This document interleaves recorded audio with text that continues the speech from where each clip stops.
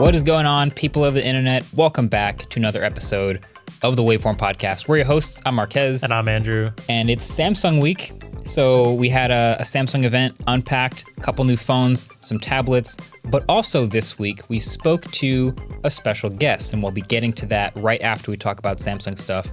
Josh Wardle, who is the creator of the now infamous Wordle game. If that name sounded familiar, yep, it's because it is. It's a pretty familiar word. So we're going to be talking to him. He's great. He's a fellow creator, also fellow Ultimate Frisbee player, and has a lot of really interesting answers to a lot of my Wordle questions. So I've had some dying questions, and I finally got to ask them to him. So stay tuned for those for sure.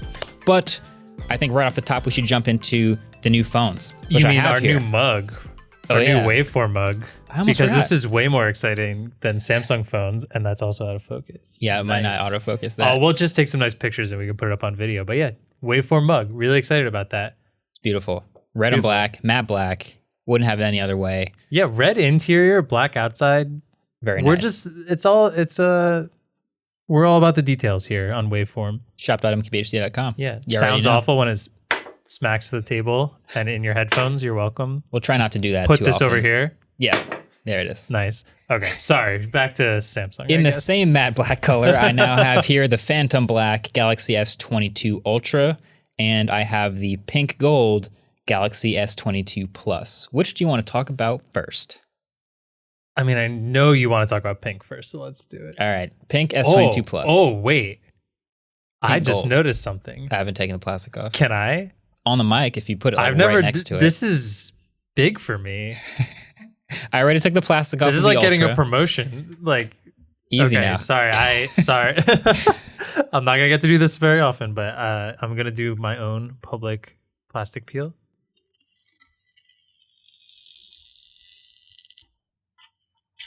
I just want to say that was pretty good. That was a good one. I'm a natural.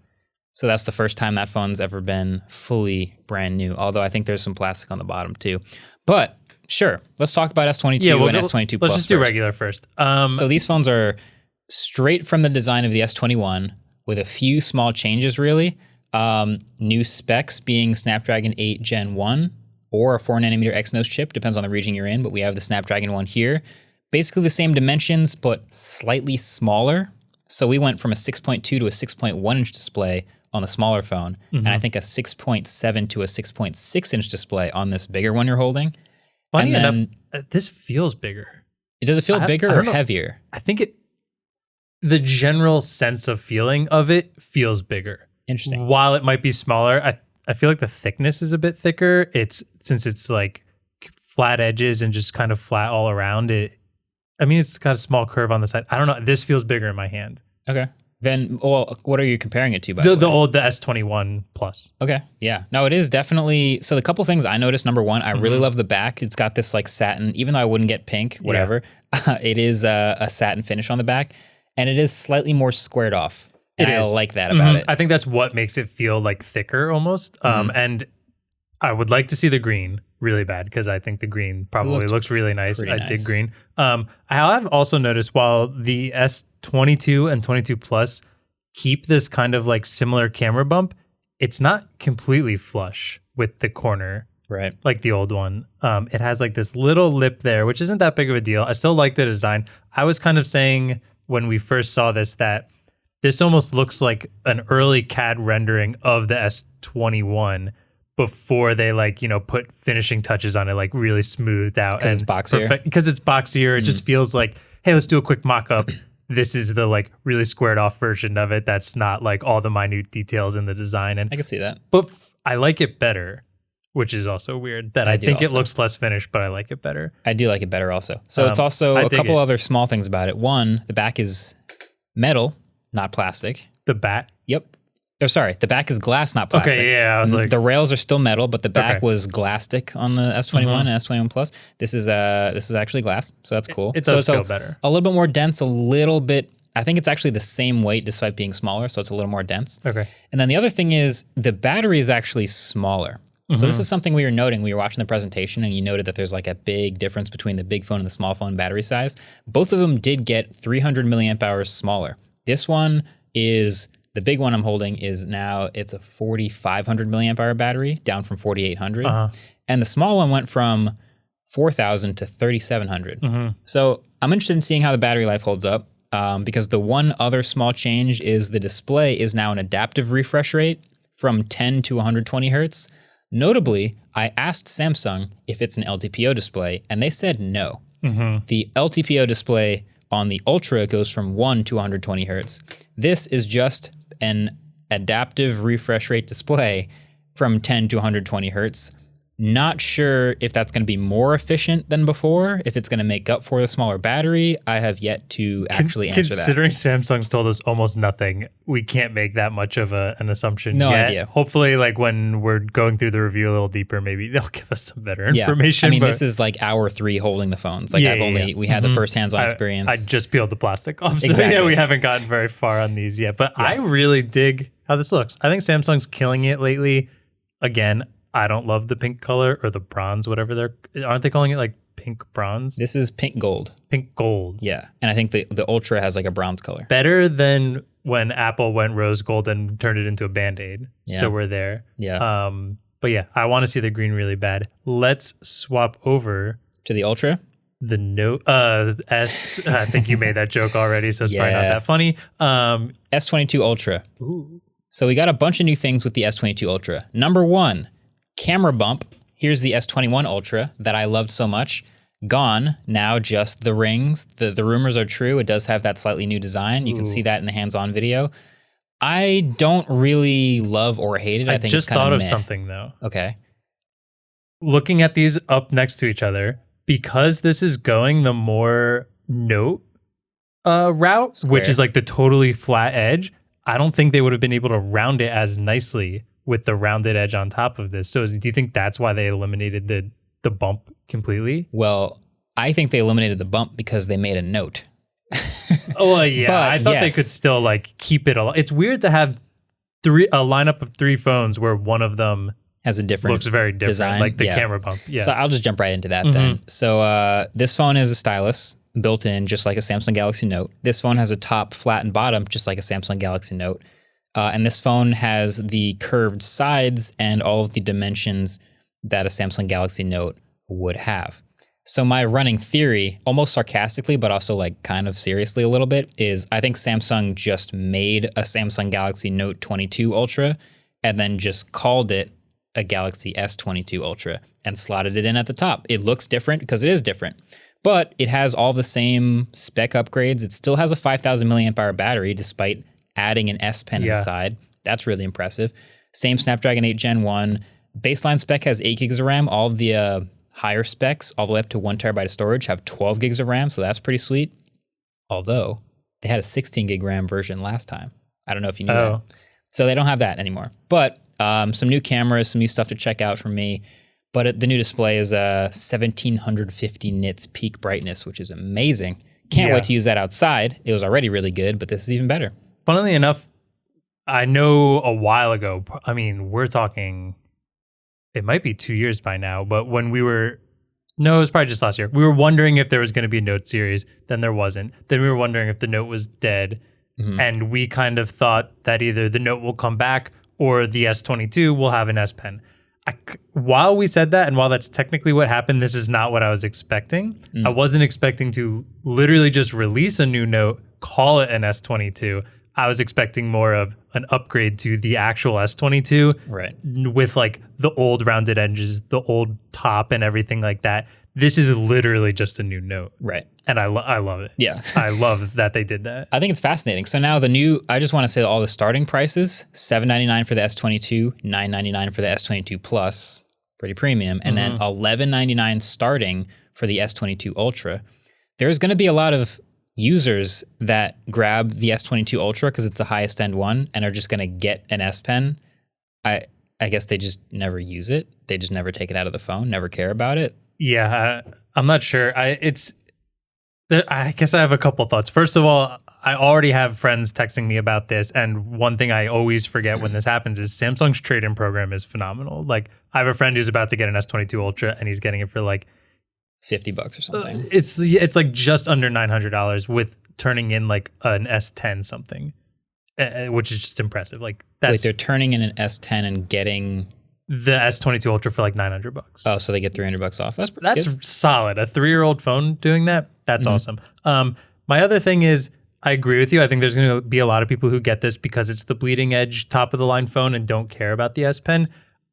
If this is the only Note from now on from Samsung, I would love for them to do an A series with an S Pen or something smaller, because every time we talk about the stylus, we get so many people saying that they do enjoy the stylus, but they don't need this bleeding edge top of the line, 4 cameras, 100 times zoom, like stuff like that. They just use it every day. There is stuff out there like the Moto G stylus that maybe works that, but like that's one of the most surprising things about Samsung to me is they seem to be perfectly willing to make a bunch of different phones. Like we just got the S21 FE right before these. They make a ton of different various phones at different price ranges and different features.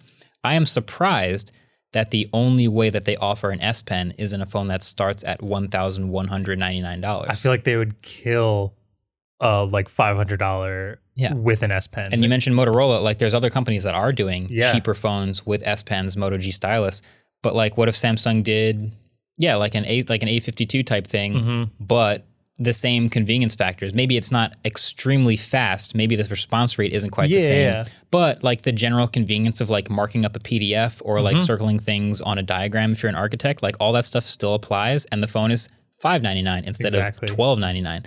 That I'm surprised they don't do that. I feel like that would sell it's a niche, obviously, but I do think it would do very well for like we've mentioned before, landscapers, contractors, architects, anything like that, doing stuff out in the field. I think it would be awesome. The only thing that maybe strikes me as an answer is maybe Samsung is doing the math on realizing not that many people use the S Pen. And that's why they killed the Note in the first place.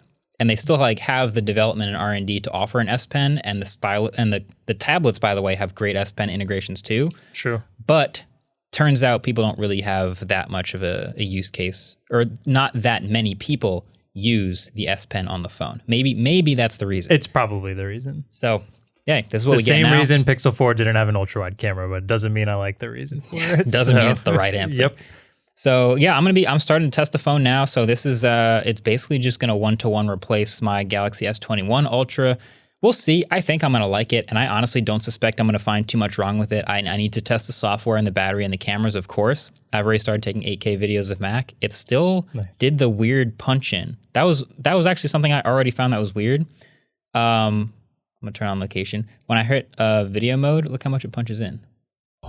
It punches into like 3x, even though I thought I would still be using the primary camera, but I guess not. So I need to figure that part out. We'll try and figure that But out. Who's even shooting 8K video? That's always the biggest bummer, is when you like, and this is just for all phones, but like you set up a shot and then you realize you're not in video mode yet and you want to do it on video, and then you click it and then you're like, oh man, I'm not framed at all for this correctly. And then maybe your back's up against something already and you realize now you can't take video of it. Or maybe you just still have a Pixel 4 and still don't have an ultra wide camera, and you're definitely not salty about that at all. Yeah, no, that's something I'll play with. But the bottom line is we'll be testing these. The reviews are coming in the next 1 to 2 weeks per usual. Let me know in the comments whether this is the clip or the full episode, what you want to see in that review.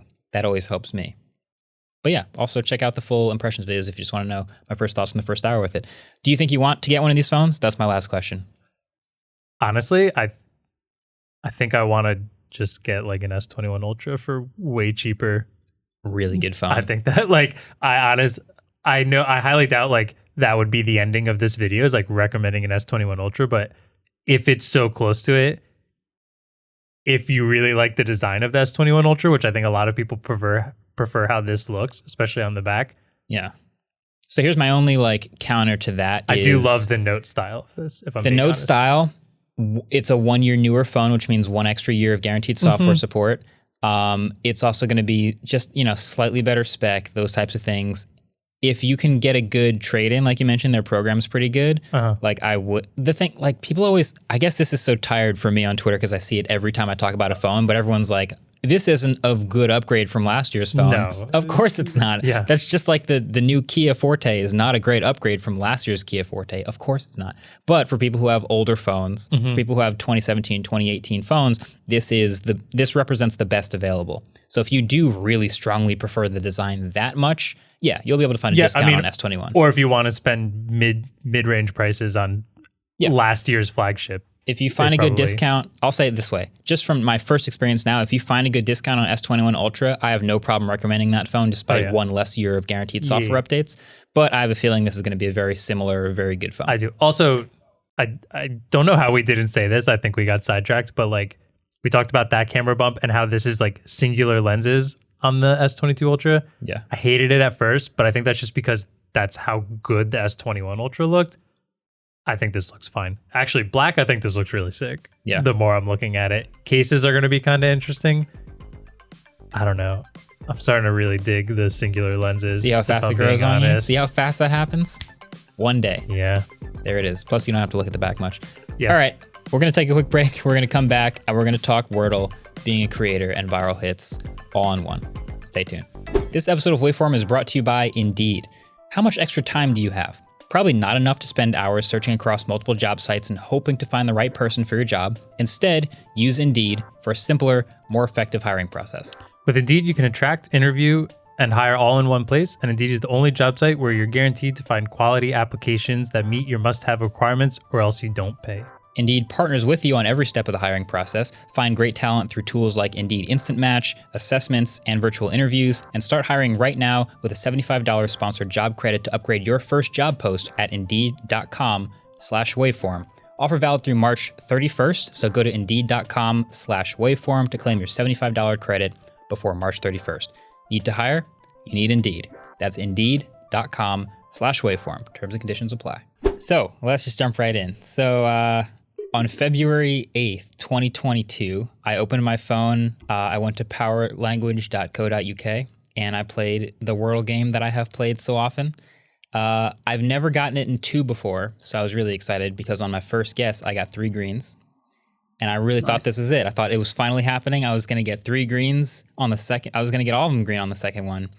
My second guess was wrong, though. And then my third guess was wrong. And then my fourth guess was wrong. And so I got it in 5 out of 6. And I was kind of mad, but I also felt I posted it on the internet and I felt sort of united with the rest of the world in our collective frustration. So today we have the man responsible for that united collective frustration, Josh Wardle. Thanks for joining us on Waveform today. Thank you for having me on. So I guess, first of all, your name is very close to the Wordle game. It's one letter off, basically. But well done. Yes. Yeah. Please break down the background of I guess how you created it, why you created Wordle, the sort of origin story. I'm sure you've probably told it a million times.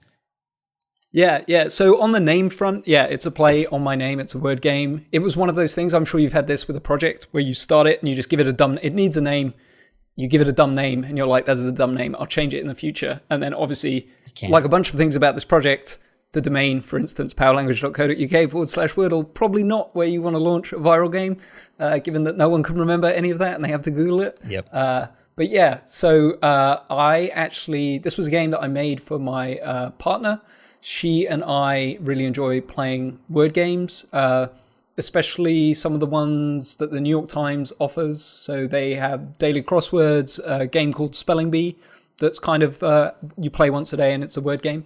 So my goal was to make a game for her that she would enjoy playing, and Wordle was it. Like I made a prototype of it a long time ago, back in 2013.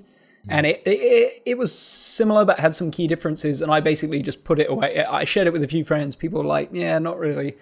And then at the beginning of 2021, we were playing a lot of games. I got a bit more confident as a developer. And I was like, I think that that idea had some legs. So I dusted it off and I made it. And it was literally just the two of us playing it for 6 months. And then I introduced it to some friends and family in the UK. And then kind of November, it just started, it got picked up by a few like tech bloggers, and then it really, really took off beginning of December. And then, it's been a roller coaster. So it started really just with a couple people you shared it with, and did it always have that share metric at the end? Because as soon as I saw those bars, I knew that was going to accelerate it. But at one point, did that get added? Yeah, so that was added sometime in late November, I think. So what happened? A tech blogger, Andy Bio, he runs waxy.org, where he kind of collects interesting things online. He had tweeted about it and posted a blog post about it, and it got picked up in a New York Times newsletter. And then as a result of that, for reasons that I don't understand, it got really popular in New Zealand. And I've heard about New Zealand that it has a very interconnected Twitterverse, right? Not many people live in New Zealand comparatively to somewhere like the US. So people tend to be very connected. And at this point, that share grid, the emoji share grid that you're talking about, didn't exist. So people would just say, I got the Wordle in 3.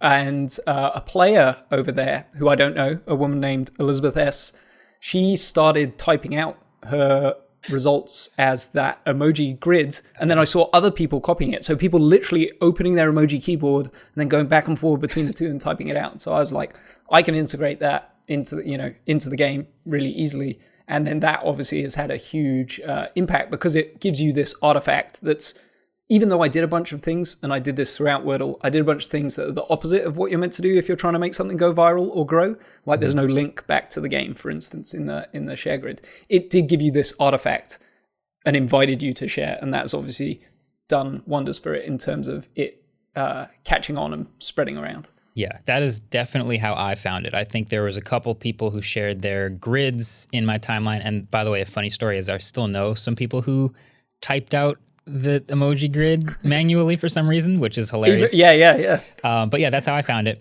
It was funny though. You mentioned, you did a couple things in the game that were not necessarily designed to help accelerate its growth. It was just like, it's almost this like pure, simple thing that you sort of stumble across on the internet, kind of like the old days almost a little bit. Were there things you thought about? Like it starts growing and then You've had other experiments like this in the past I want to talk about, but did you think of other things you could do with Wordle to maybe change it up, or was there sort of a beauty to keeping it simple? Yeah, I think that's a really good question. I think because I had started it simple and I had a really clear idea of what I was doing with it, it made it really easy to say no to any of those compulsions as they came up, because, whereas if my goal had been to make a viral game from the outset, I think I would have been capitalizing on this in like a bunch of different ways and maybe, but it felt like, I don't know, with all the projects that I've done that have been successful, I found part of it is it's just kind of doing the thing that feels authentic to me.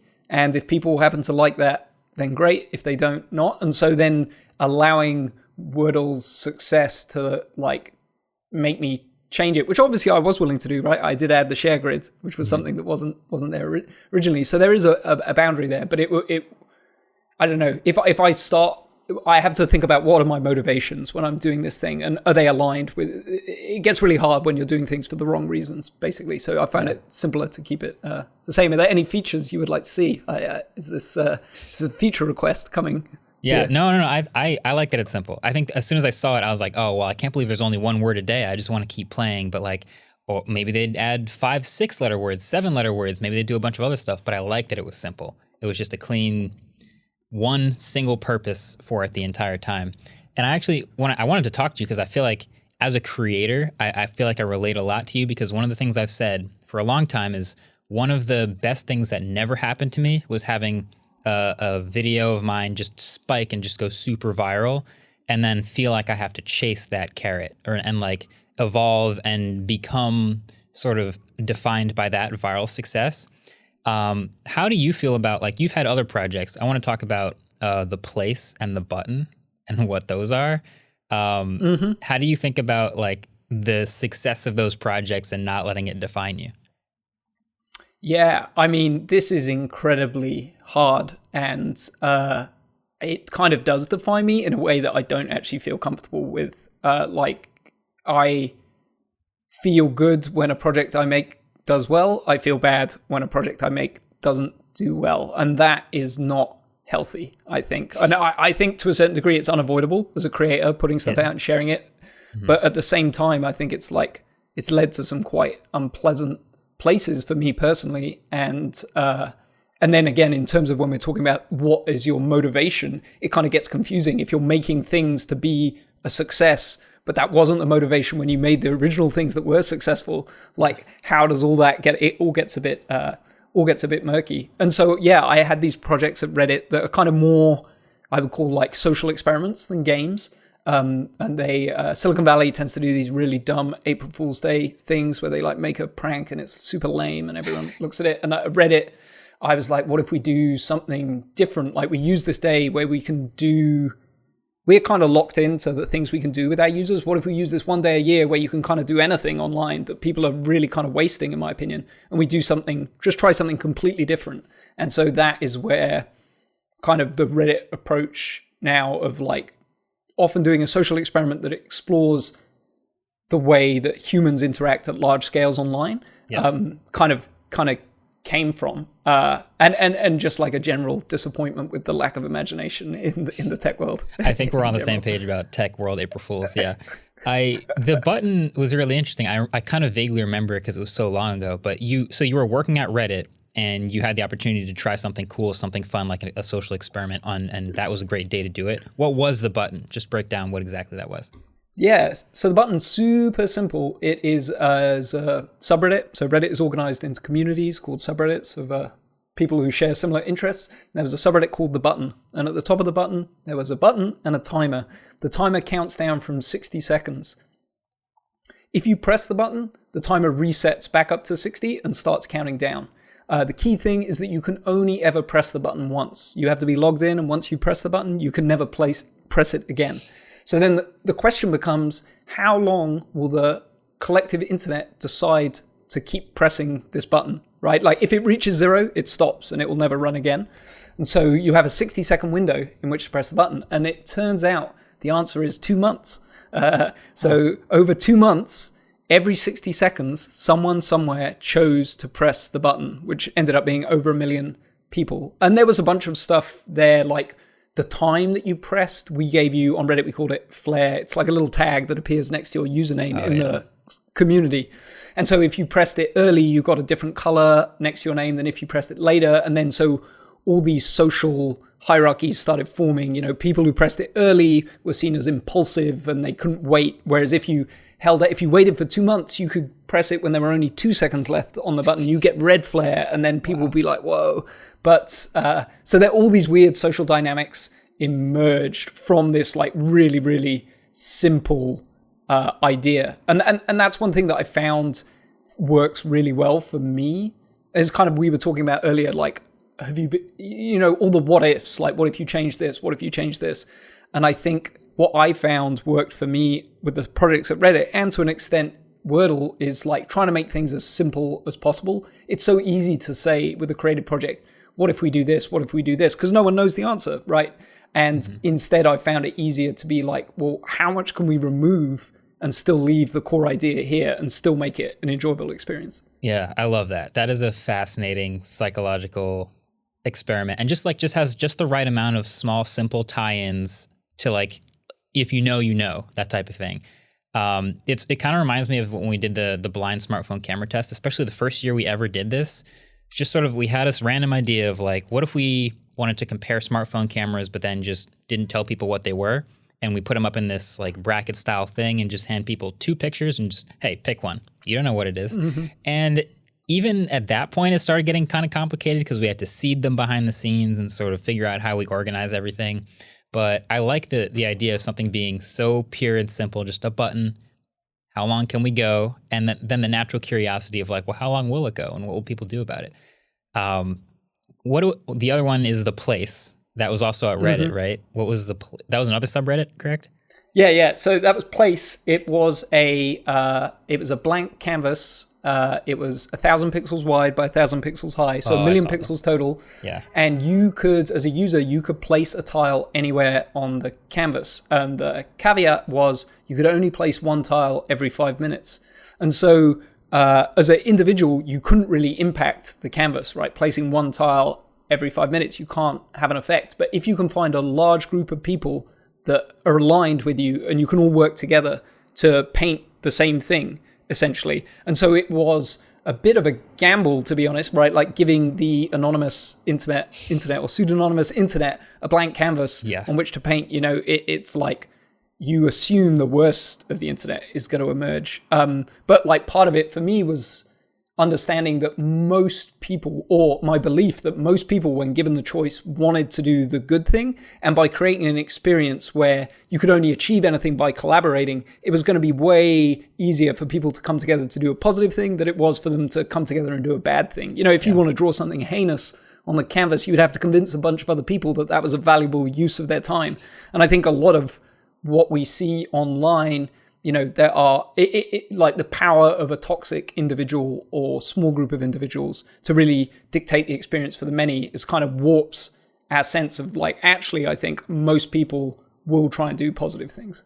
For sure. That's a great psychological experiment and a great result that sort of came out of it. I do remember that, although I don't know what I did with my tile. I kind of forget. There's a lot going on. Yeah, it was pretty busy. And to be clear, like there at the very start of it, like a big phallic image started emerging in the center of the canvas, and that was like, I was like, are we going to have to shut this down, right? Like, is this basically a bathroom stall? And one of the things that I've reflected on a lot since then is that we had created this space for people to interact online, and in creating it, we'd made a bunch of decisions that actually really meaningfully impact how people can interact. You know, they're placing tiles. They can only place one every 5 minutes. Another decision that we made and had thought about a little bit, but not a lot, was where they would start on the canvas. So initially we were just starting everyone in the middle, which is where this unpleasant image started emerging.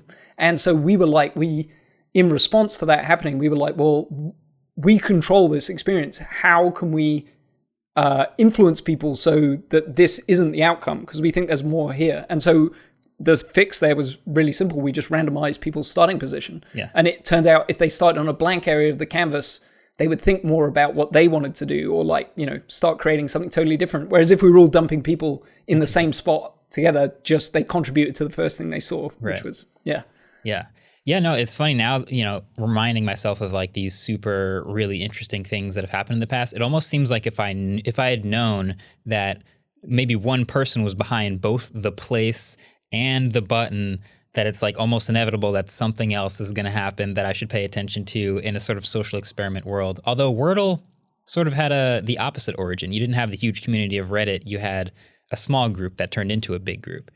Is there a pressure to like think of the next big idea? Like, this is another creator question.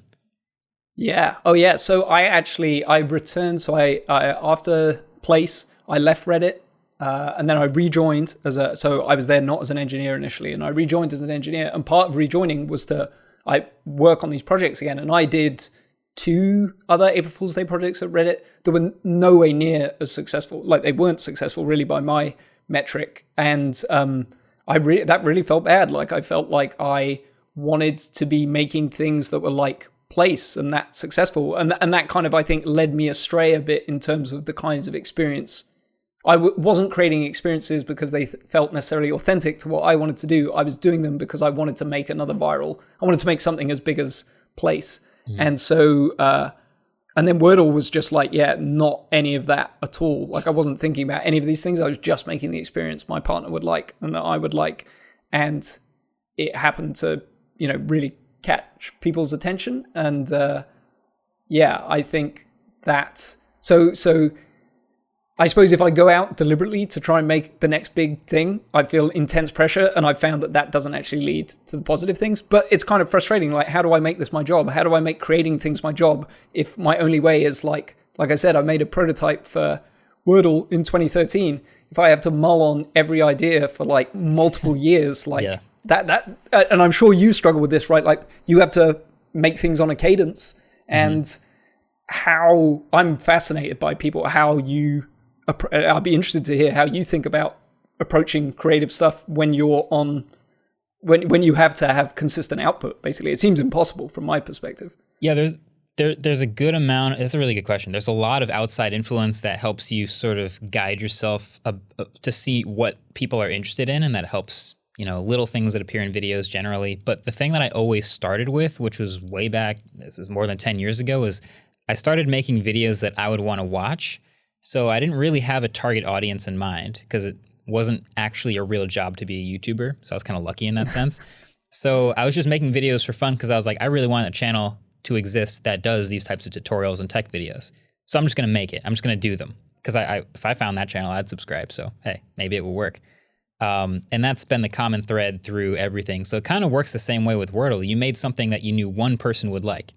And it turns out there's a lot of people that also like the same thing. So it was a success for that reason. But really the core of it is like there is a guaranteed target demographic of one that I can tailor it really well for.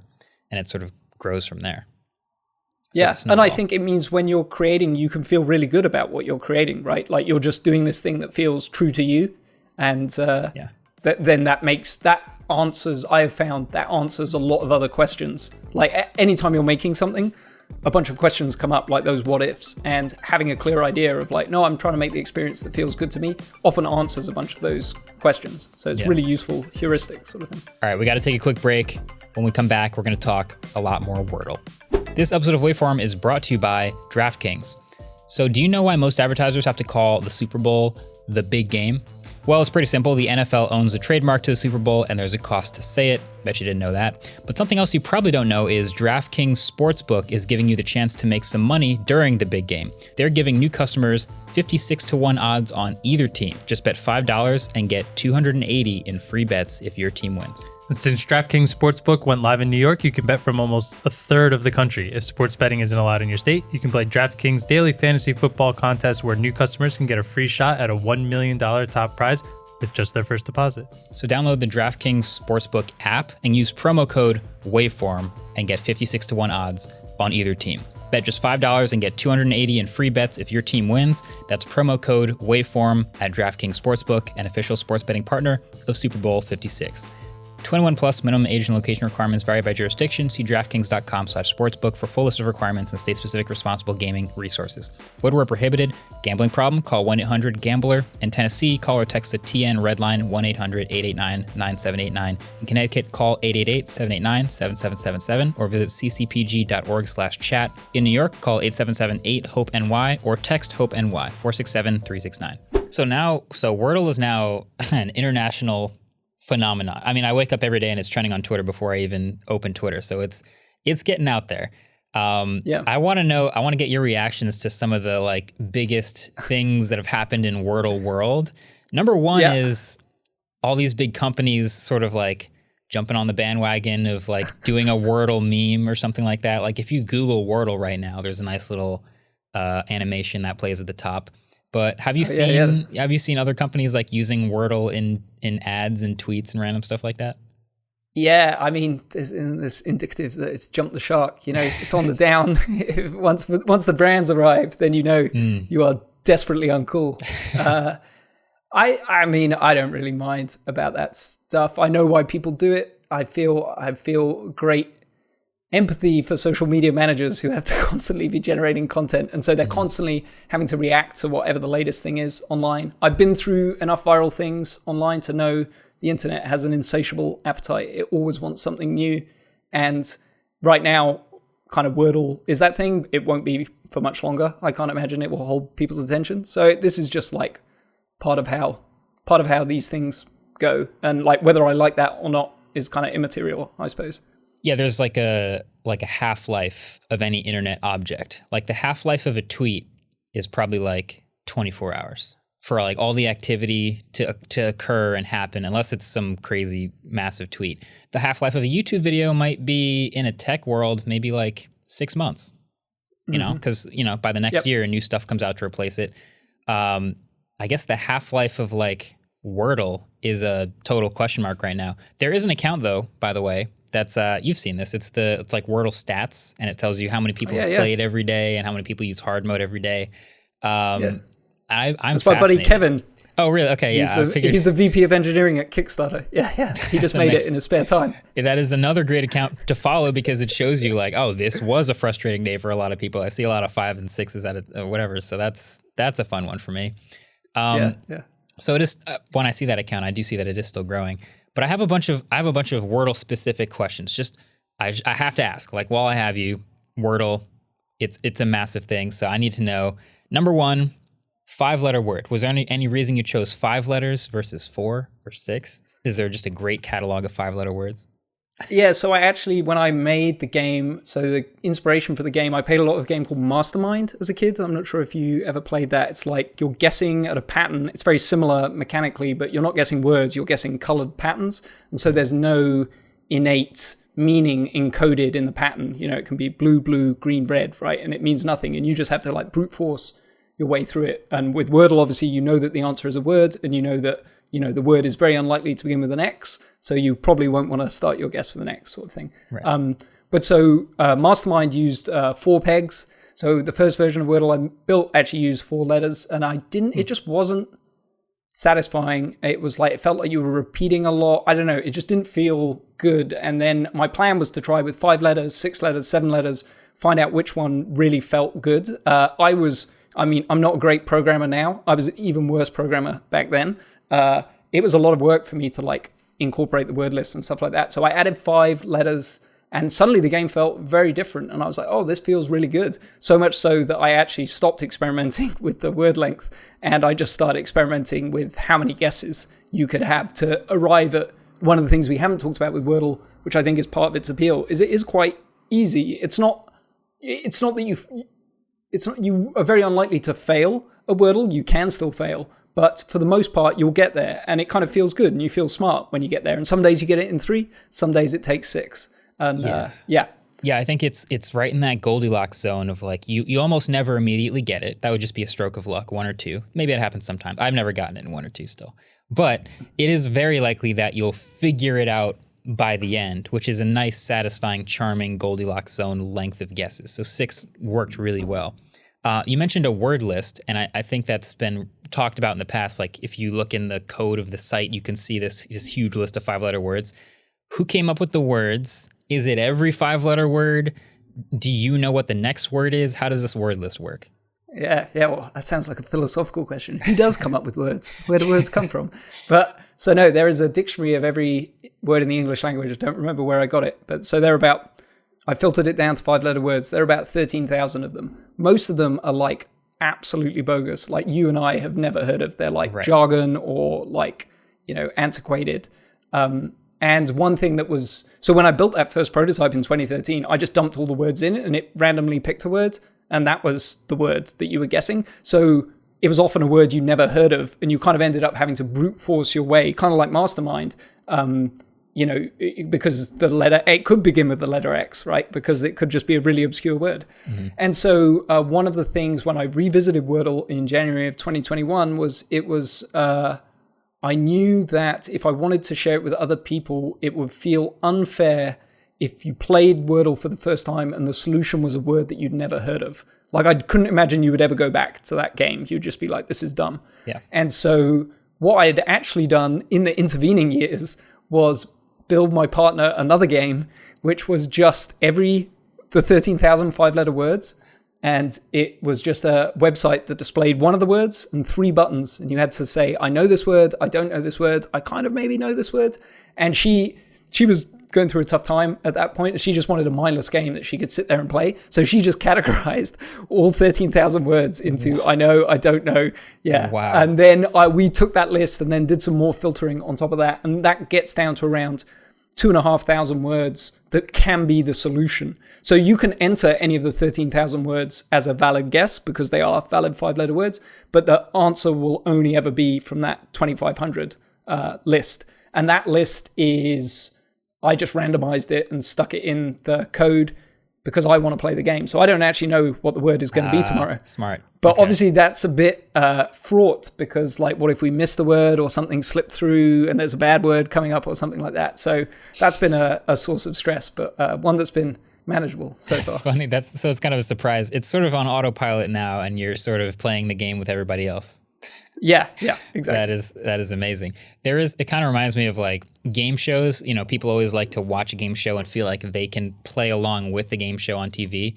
There's a game show called Common Knowledge. Literally, it's just like, I think it's Joey Patone, and he's just like asking people literally common knowledge questions. And it's really hard to be bad at this game, but it still is like addicting to play along because you just want to make sure. You just want to make sure you also get it alongside them. And so I feel like that mechanic, it is, like I said, it's in that Goldilocks zone. Okay, so have you heard of some of these, I'm not going to call them knockoffs. They're like alternate versions of Wordle. My favorite is called Nerdle, which is a math version where you have to come up with a correct equation. You've seen this, right? Yeah. Do you have a favorite Wordle alternate that's out there right now?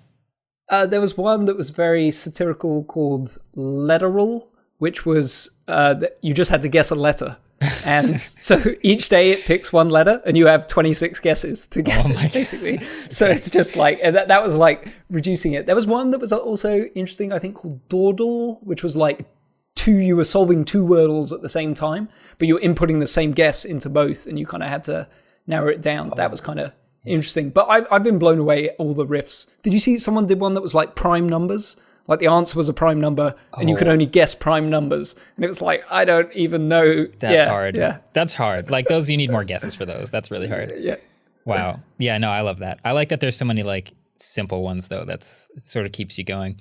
What has been your, people have been sharing that they play Wordle.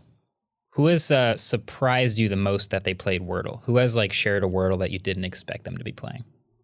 Oh, interesting.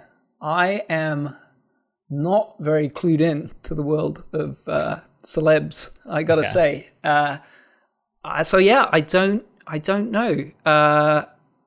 I'm amazed anyone's sharing it, to be honest. I'm amazed that anyone else is playing it. So I don't have a compelling answer for you there. I'm sorry. I've been playing for weeks, and then finally just the other day when I was talking about the 5 out of 6 I got, that's the first time I ever shared it. And literally my Twitter timeline the entire day was useless because everyone was replying with their Wordle results all day. I had like 2,000 replies. I was like, everyone is playing this game and everyone can relate. The same frustration. Wow. It's amazing. Wow. Very noble of you. I want to call out being willing to share having your first share being a tough game. That's like a lot of people out there just sharing, when they get in 3, just bragging, and then they hide their struggling days. So kudos to you. There's ups and downs. So, you got to be honest with the people. I got to share it. So that was a fun experience.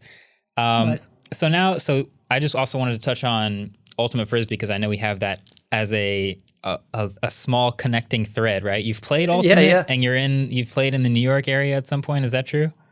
No, I have not played in New York. I used to play, I played for Clapham in the UK, and then I came and played college Ultimate at the U of O, University of Oregon. Okay. And then I played in the Bay Area.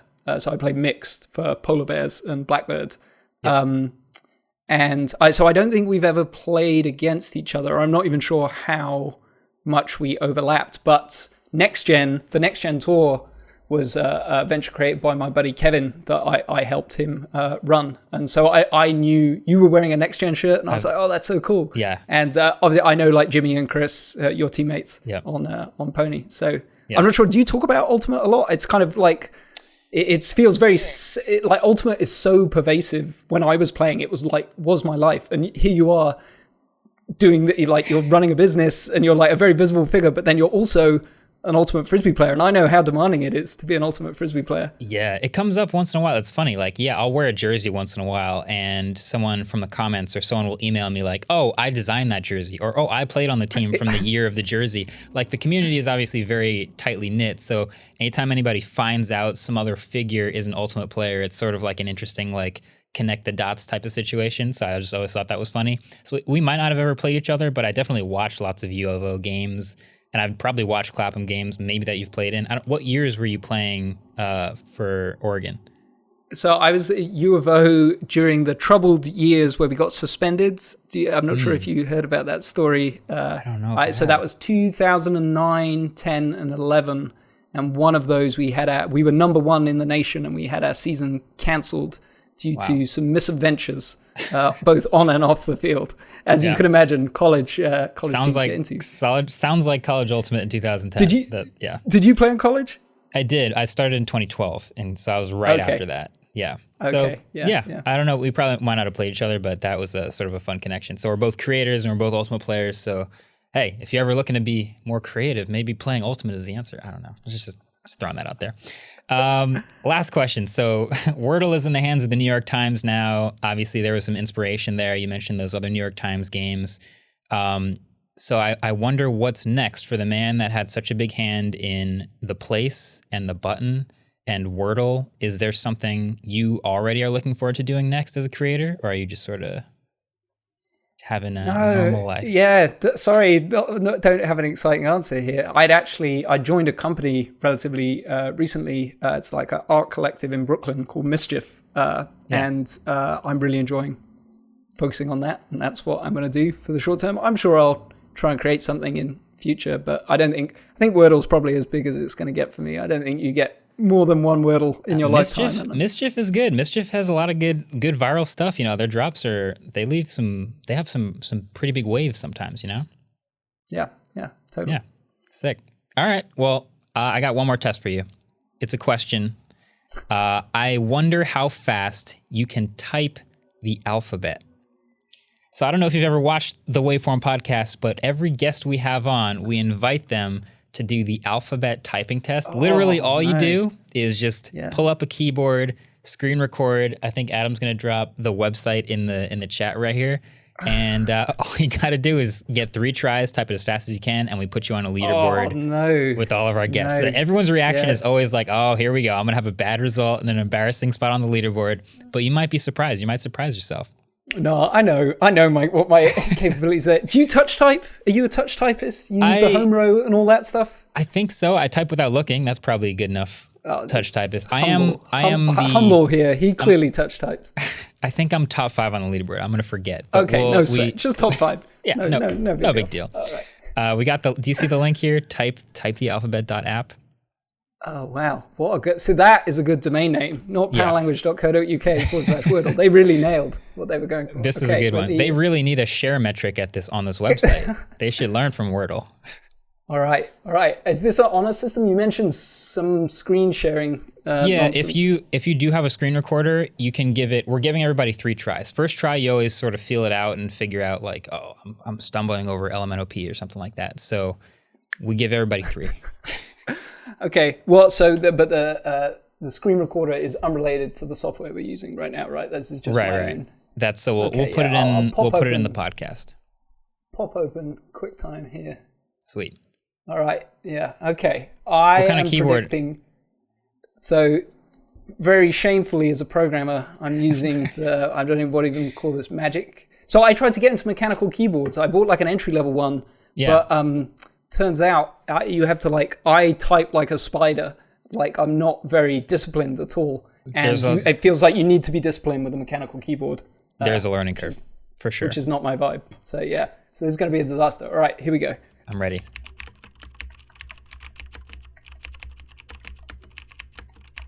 I might be good with one and done. Wow. I'm 4.973 seconds, which is, that's You're I had to look. Did you see me? I was looking at the keys. I'm a wreck here. This is not. If you want to be one and done, I'll tell you right now, it's a pretty good spot on the leaderboard. Okay, I'll take it. That's that's faster than I ever ran. 4 point in ultimate Frisbee. I'll tell you that. He said 4.9. 4.973. For your own closure, send me that. That would put you right behind me at number 3 on the leaderboard. Oh well, look at that. You're saying that, and I'm getting all-time great. Josh strikes again with another hit. That is perfect. Yeah, no, we'll leave it. We'll leave it there. I'll say, I got close to Marques, but didn't quite get there. I think that's a pretty solid one. Josh, thanks for spending the time. I know you're a busy guy, but I appreciate you joining me, answering my Wordle questions and my morbid curiosity. So best of luck with the future, and hopefully we get to talk again sometime. Thank you. Thanks for having me on. This was great. Appreciate it. Take care. All right. Thanks again to Josh for joining us. That was a fantastic conversation. Andrew, are you going to keep playing? How long do you think you're going to keep playing Wordle? He said there's like 2,500 words. I mean, I've always said what's so great about it is that it's just one word and it's just so simple. And it takes up so little of my time. I've played the other ones where you get to do a bunch of them. And if that's what Wordle was, I don't think any of us would be playing it anymore because you'd all be burnt out after the one day of super fun. I think that's key. We talked about Half-Life. I think the Half-Life of Wordle was extended dramatically because you only spend a small amount of time playing each day. If you went through a ton of words in a 2-week period, the Half-Life would be a quick burn. This one, I think it's got legs for a little while I don't see why I would stop playing it. I can always find that amount of time in my day to do it. Love it. Super worth it, yeah. Thanks again to Josh for making it, and congrats again to him for selling it to New York Times, where the inspiration come from. Let me know what you guys want to know about S21 or S22, of course. That's the number one thing to let us know in the comments section. But also, I feel like we're on a pretty good kick of finding good guests that are either creative. Yeah, guests have been rolling in. Or just I love it. Ultimate connected in some way and any way. That's also a nice bonus. I mean, it was cool that you didn't mention that I played Ultimate too, but I felt like that was a given. I thought people knew that. Was it? Well, now they know. Did you know? Well, that's why you're on a guest on every podcast. There we go. There it is. Play Ultimate, get on Waveform. That's the formula. All right, that's been it. Catch you guys next week. See you later. Peace. Waveform was produced by Adam Molina. We are partnered with Vox Media, and our intro-outro music was created by Vainsil. And one more thing, this beautiful Waveform mug can be bought at shop.mkbhd.com. Thank you very much.